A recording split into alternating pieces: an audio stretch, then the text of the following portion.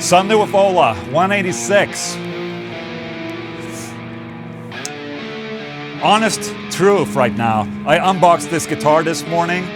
It's the Kirk Windstein new X signature guitar. And the first riff I wrote on it is this.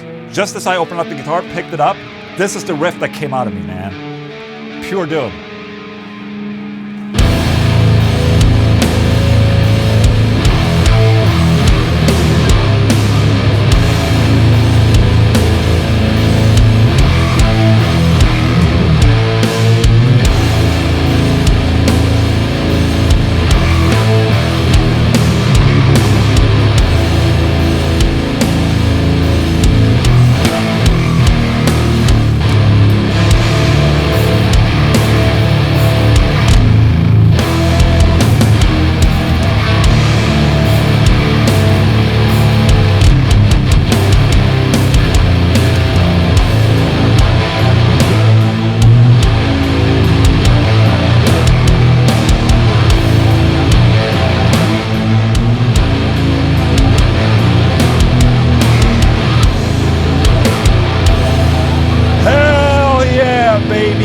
Let's fucking go. Sunday with SWOLA186 right there. Dude, how about that doom song right there? That came straight out of this guitar. I kid you not.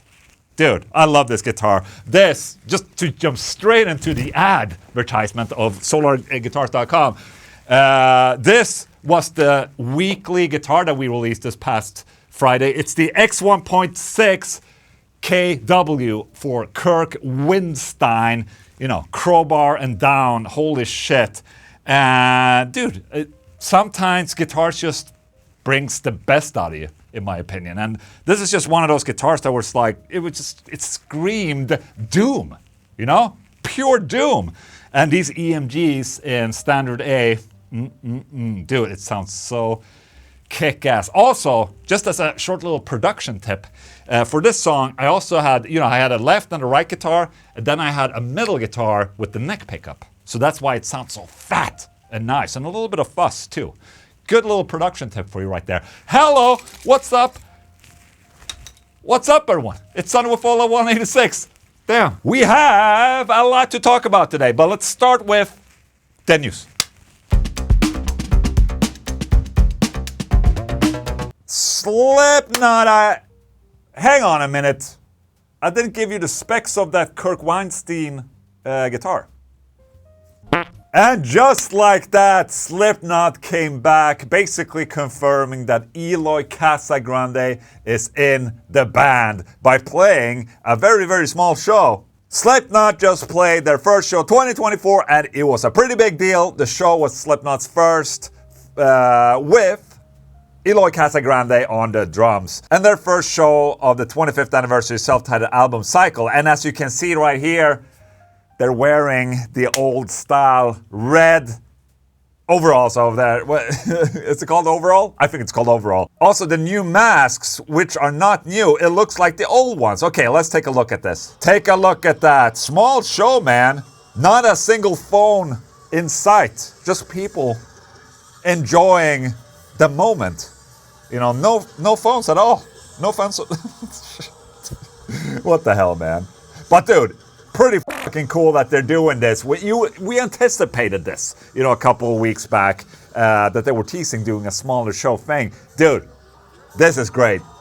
And they basically played the full-on set list of their first album. That's pretty cool. I like that. What the hell's wrong? Why is it always like 480p? Don't people have iPhones nowadays that can film in 4K? Why is it always the shitty? Oh, it's a TikTok video, that's why. Is that a water bottle? Someone said in the audience, and you could hear it over the show. Holy shit, Slipknot, baby. I'm actually looking forward to this. Eloy can definitely pump some new sort of energy into the band. I'm excited. Maybe you're not, but I'm excited, okay? We also talked a couple weeks back about Linkin Park getting a new female singer. And no, it's not Amy Lee of Evanescence. There's been speculations because of the internet, obviously. On the internet, you speculate that Amy would be the new singer of Linkin Park, which just without the statement from Amy sounds ridiculous, in my opinion. I mean, why would Amy join Linkin Park? She has Evanescence that is incredibly successful, big, and I don't imagine she has a lot of time to do something else. But anyways, she still addresses this and say, they should ask me about that. I don't have a ton of free time, but I might do it part-time. Oh, really? Okay. She said in a recent interview that it's not her. That's an incredible compliment, said Lee, after being told she was a pick among fans. I have not heard that. No, I have not been contacted or anything like that, but I'm a huge fan. I feel like our worlds, our fan bases are a lot of the same people. So there you go. Nail in the coffin. Jackson Guitars released 2024 limited edition concept series guitars. 4 really freaking cool guitar. They dropped this video with Misha. Look at this. Oh, I didn't see the text. What did it say? HT8 Misha. It's an 8-string beast with Fishman pickups, fan frets, and dude, it looks like a complete monster. And obviously, Misha's song is fucking incredible. But the star of the show is this guitar. Soloist SL27EX. Take a look at that. I'm a big fan of these details right here. Complete blacked out guitar, white binding, and the color of the...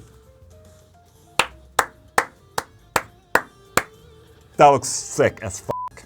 Is that 27 frets right there? I think it is because of the slanted dual rail pickup right there. That, my friends, that's a good looking guitar right there. This is also cool. You know, the Rhodes RR24. And this, not as much of a fan of these little thingies that they have right there, but nonetheless, very cool. But please, let me buy this thing right here. This. Woofed. Oh. Dude, that is cool. I like that a lot. That is a full spec guitar. $2,000 US.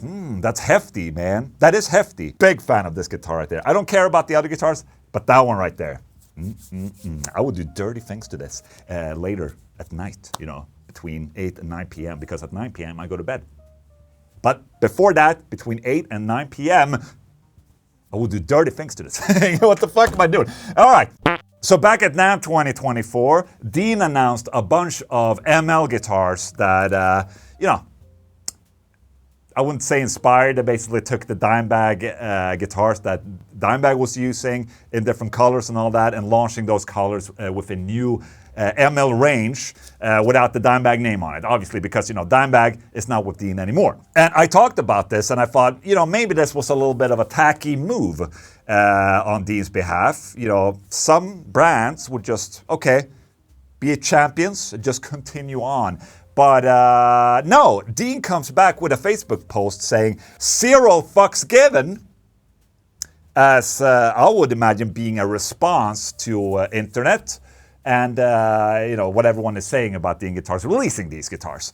I mean, some people are fans, and but a lot of people are saying that they're being a little bit disrespectful, not a little bit, very disrespectful towards the Dimebag legacy. And I'm not the only one who's reacting to this. This guy, come on, Dean Guitars, have some class. This is insultingly pathetic. I'll wait for DGC. Okay. But some people are saying, it's great, I want one. I mean, in my opinion, Dean Guitars could have taken the higher role with this and just not write this 0 fucks given at least. You know? I mean, who took that decision? That's a little bit out of touch right there. And why, man? Why would they put that there? What? I just can't, man. Free real estate. Real estate. It's easy, man. Just buy a house. I'm a big fan of watching rock stars' houses. You can now buy Lars Ulrich's childhood home. Okay, so maybe it's not his current home. For about $6.84 million. The house was built in 1907 by Carl Bummer. I read it as Carl Bummer right there, but it's Brummer, I'm sorry. Look at that. What? What's the quality of this video? 360, that's perfect. That's more than enough for me, man. Is that Lars Ulrich running? Yes, it is. Oh, I brought Rob there. It looks like Rob is just like, why are we doing this? Okay, that's his school right there. And Rob Trillo's like, please kill me now. He's talking about his old school. Okay, so it seems like maybe Lars Ulrich's dad lived in this house after, you know, they probably repurchased the house. And now you can get it. Look at that. I can definitely imagine a little Lars Ulrich running around on this floor, you know, wreaking havoc. Anyways, it's just a fucking Danish home. That's enough. Anyways, guys, that was the news. Thank you.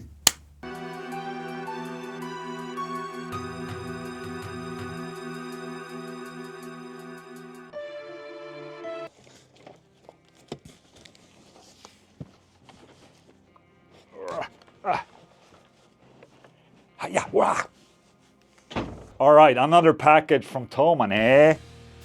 By the way, they're not Canadian, just say.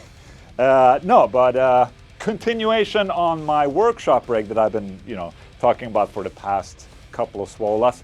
I'm gonna just continue this as this rig kind of progresses. If you haven't seen the previous ones, basically I'm building a workshop rig together with, you know, my drums right here and my quad cortex and audio interfaces and whatnot. And now, right here, I have a new box. This is the painkiller. No, it is two really cool things. It is one rack, and then there's two racks. So 2 racks. And you might wonder, why 2 racks? Well, I'll tell you in a second, okay? I was thinking at first, like, okay, should I put everything, all my audio interfaces and quad cortexes and wireless units and all of that stuff into one and the same rack? That was my initial plan, but then I thought, like, well, it's not really that modular if I always have to bring, you know, the biggest rack with me. The full rack with everything will be for guitar, bass, and drum kit, but if I'm going by myself, for instance, I figured, you know, I don't need to bring with me half the stuff. So I figured, okay, let's do 2 separate racks. So if I go by myself, I just take 1 rack. If I go with drummer and bass, 2 racks. Ha! Sort of smart, no? Coffee break? Following me? Yes. That thing is still working so good. And there are a lot of different rack companies, you know, companies that make rack cases. But I have a soft spot for the SKB stuff, which is, you know, I guess I'm just used to them. But here, look at that. We have a molded rack case that looks like this. So fairly lightweight for being a rack, and 2 spaces right there. And the idea for this rack is that I would use this audio interface in here. Check that out. Like that. And behind it, I have a lot of space. Hello, I'm here. Subject lost. Such a subject. Look at that. So I have the audio interface right here, and then I have space here at the back for power supply, some other things, maybe my wireless unit or something like that. I haven't decided yet. I'm still working on the layout of the full rack right there, but something like this, you know? But then for my quad cortex rack, for my quad cortex rack, I figured I would get this. This is also a 2-sized rack, but this is a carrying case for flight. So take a look at this. Like that. It's basically a rolling flight case that I can take on the flight with me if I want to. So pretty nifty and cool. Oh, okay. You open it right there. What? Oh, my ass. So this lid that comes off is actually there for a good reason. This top right here is where you're meant to put your computer. So in my case, my Mac that I will put here and use for, you know, some tracks and syncing and all that stuff. I also have MIDI that goes into my quad cortex to change presets and whatnot. The Mac goes on top of this, and then, you know, you can keep it in there with this lid on, and it's safe. Then you have the 2 rack spaces in here, and that's where I'm gonna place the quad cortex and, you know, my guitar shit. So we have Mr. Quad Cortex right here. He goes in like that. And yeah, baby, look at that. However, I have a slight dilemma that I haven't figured out yet. The dilemma I've been trying to fix, and I haven't found a proper product for this, is that I want to have a rack jar so I can pull this out like this, and I can access all the quad core screens and all that. However, I haven't found a rack drawer shelf that's this shallow. They're usually pretty deep. They're like 35 the least, and this is like 27 or something. So I'm not completely sure how to solve that, to be honest. But I was thinking maybe I can have this up there too. And no, that's not gonna work. Maybe you guys have a good idea on how to solve this. You know what? I found a little space mo asshole. Oh! Okay. Technically, I can control the quad cortex with my computer. So as long as I have everything connected and set up, I maybe don't need a rack shelf where I can pull it out, but it will be kind of nifty, no? You have some storage here actually, so you can put your shit in here, your lube, for all your jerk-off sessions and shit. And then you have here for the computer, you have a couple of holes that go down here, so you can route everything and have your computer set and you know, fixed here. And then I like that there's a compartment here where the quad cortex actually fits underneath. Look at that. So maybe I'll use that, use Velcro to keep it there at the bottom. If the quad cortex can stay underneath there, I could have the second, I can have the second, yeah. Okay, dude, that actually works. So I can have the second floor here for the wireless in-ears and the wireless for guitar right there. So yeah, not too shabby actually. But wouldn't it be nifty if quad cortex was available in rack format and maybe not with a huge screen, just for people like me, you know? That would have been cool. Olaf, was this the right choice? As of right now, I have no idea. So in reality, I would do this, boom, and then do this, like that. And I have my computer up here, and this is the full rig right there, 2 racks. How about that? Anyways, that's where I'm at right now with the workshop rig and all that. And next I just got to figure out to hook everything up and you know, find a good placement for everything. I'm not so sure about having the quad cortex down here. If I have the USB connected, I can control the quad cortex using my Mac, so that's not a problem. Yeah, stay tuned for more in the next Son with Ola maybe. How about that shit? Comment of a comment, the segment where I respond to comments online in regards to my YouTube channel or you know, videos, Facebook, whatever. I find something that I see fitting and then I respond. Easy, right? Anyways, today's comment is from Facebook. I like Ola, but I stopped watching his channel as it just sell. It's become the Ola shopping channel. Ouch, man. Ouch. You know, that really stings in my cold heart. It's a very cold comment from you, man. So cold, I need to put on a hoodie. It's so cold in here now after that comment.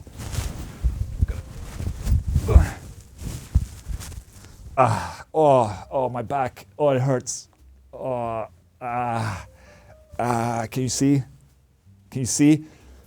Thank God I have a hoodie on me now. It's warming me up after that cold weather right there. I'm so lucky that I have this Feared hoodie right here that I got from oldenglandshop.com. Oldenglandshop.com. Thank you.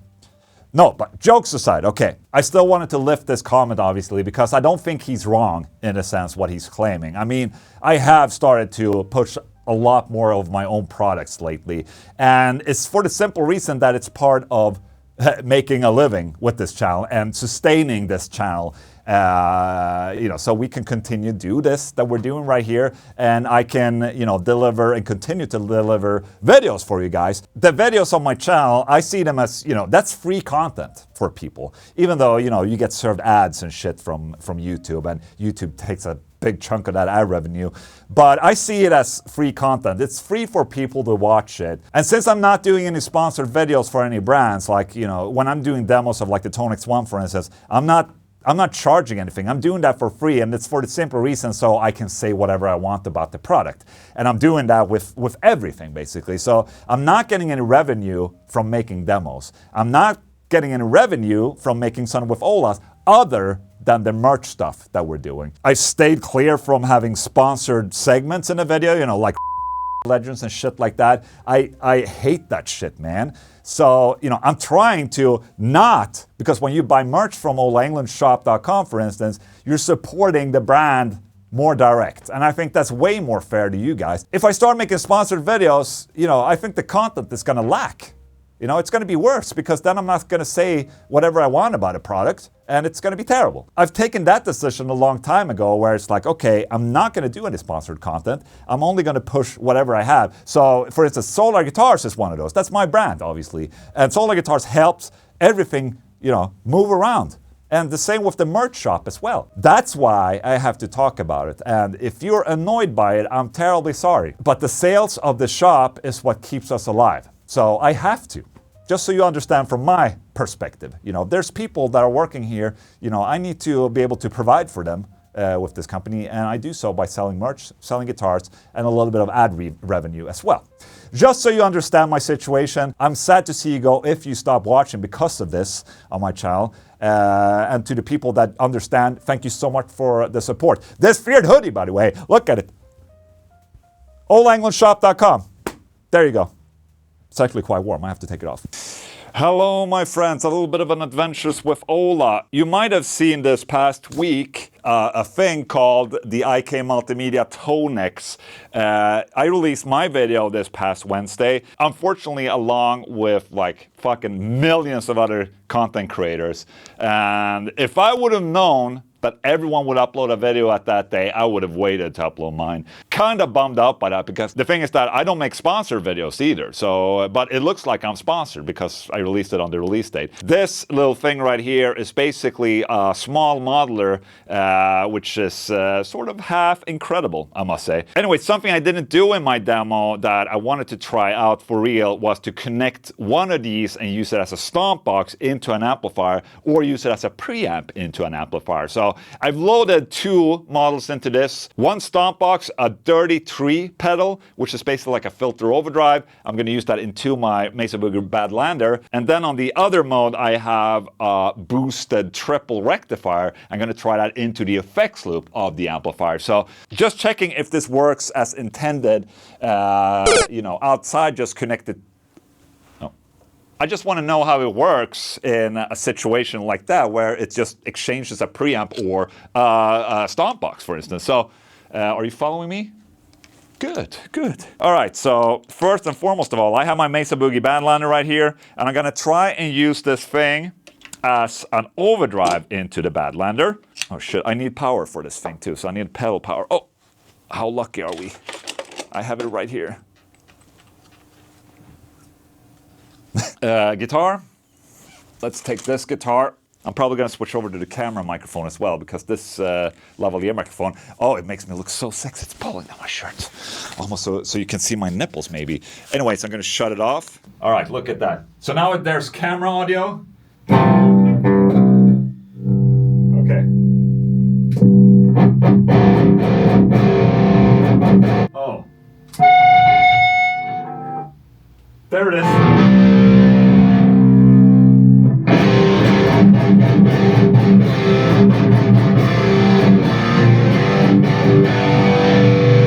So this is the Mesa Boogie Badlander. Just my guitar going into the amplifier, okay? And now I'm connecting the Tonex 1, and I'm gonna use the Dirty 3 overdrive that is in this thing.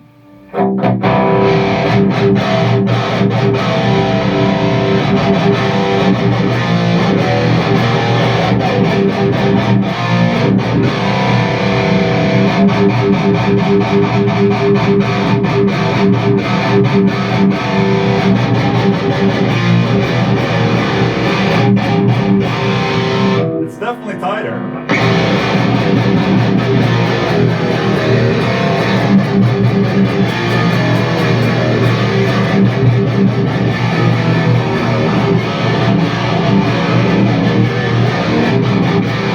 All right, very cool. So it actually works. I'm using this as an overdrive right now, but what if I want to try and use it as a full-blown preamp and a stomp box? So I have like a tube screamer and a Mesa Boogie triple rectifier. I will do this, put it into standby. I will connect this Tonex pedal in to the effects loop. Like that.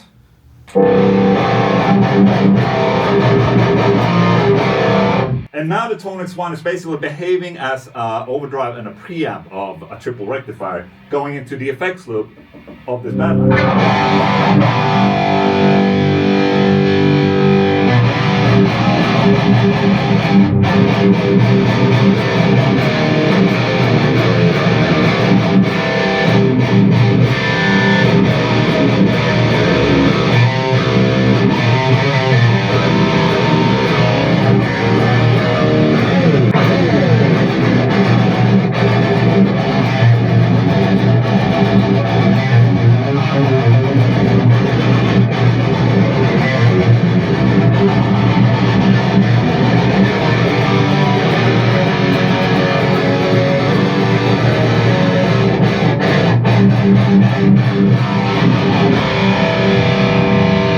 Obviously, I've disengaged the cabinet section of the Tonex one to be able to make this sound like this, obviously.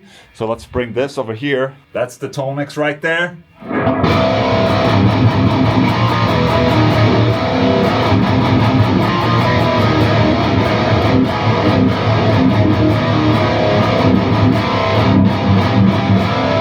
And then you can work the bass, middle, and treble and gain on this one. So let me try that for a second. Turn down the gain.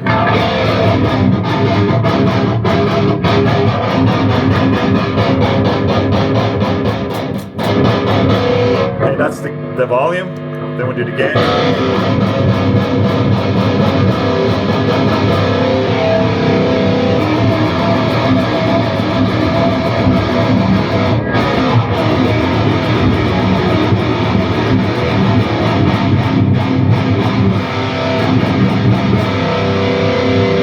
Dude, that's actually pretty cool because that means that I'm going to be able to use this Tonex pedal in conjunction with just like a power amp. So say like the Seymour Duncan Power Stage power amp that is this big, you can use that with this thing and it'll probably sound pretty fucking good. Again, I'm not sponsored by IK Multimedia. They did send me this unit for free, but I am actually pretty excited about the technology right there. I think it's just a really good product and, you know, for a really good price. Like I said, it's not going to compete directly with quad cortexes or fractal FMs or fractal axe effects for that matter. I mean, they still sound the absolute best. They still have way more tweakability than something like this, but at the same time, most people don't need that tweakability. So in that sense, I think this is probably a more exciting product right now, you know? I'm not gonna use this in my rig in particular. I mean, I'm using my quad cortex and I'm gonna be happy with that, but it's still a really cool fucking product right there. And that's why I'm talking about it and that's why I released the video, you know? You might say I'm shilling for this company. I'm not affiliated with them at all, but I am a big fan of good products. This is a good product. Anyways, I thought that would be interesting for you guys. Let's head back to SWOLA.